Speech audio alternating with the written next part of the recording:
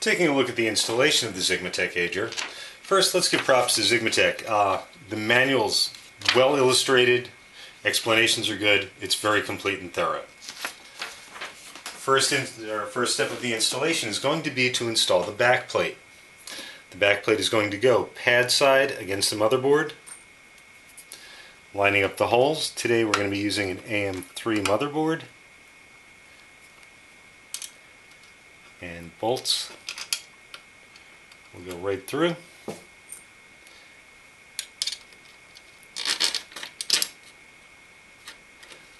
To the other side.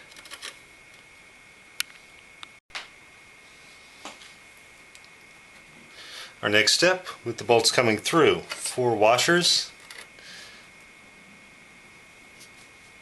go onto the bolts.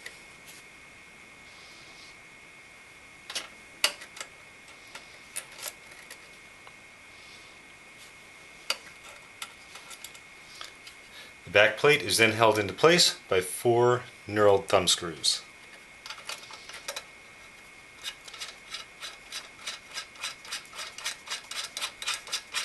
Now once again, this step is actually tool free. These are easily tightened by hand.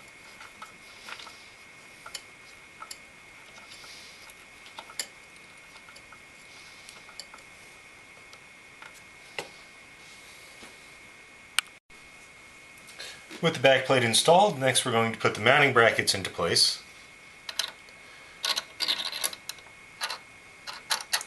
Which will just drop on top of the installed bolts.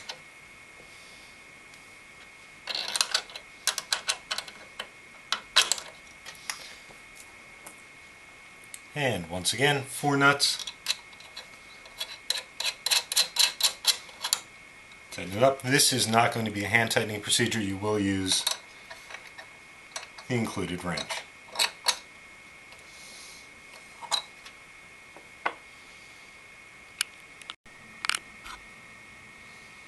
With the mounting bracket installed, we're next going to seat the cooler. Naturally, thermal paste has been applied.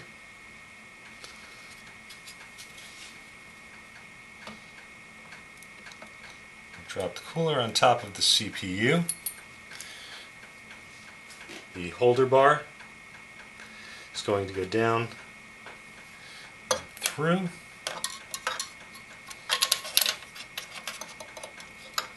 And will drop on top of 2 holding bolts and then lock the cooler into place.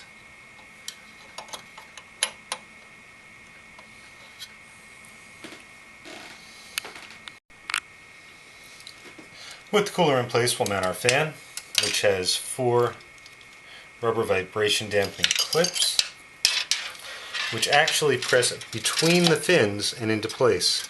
You can see there's a slit in the rubber which lines up with a fin. The fin slides through and presses right into place. Like so.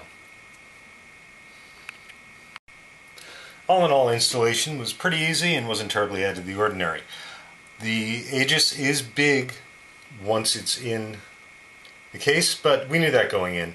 It does block the first 2 RAM slots on this particular motherboard and will on a lot of motherboards. However, the RAM slots can be used as there's ample clearance between the motherboard and the start of the cooler.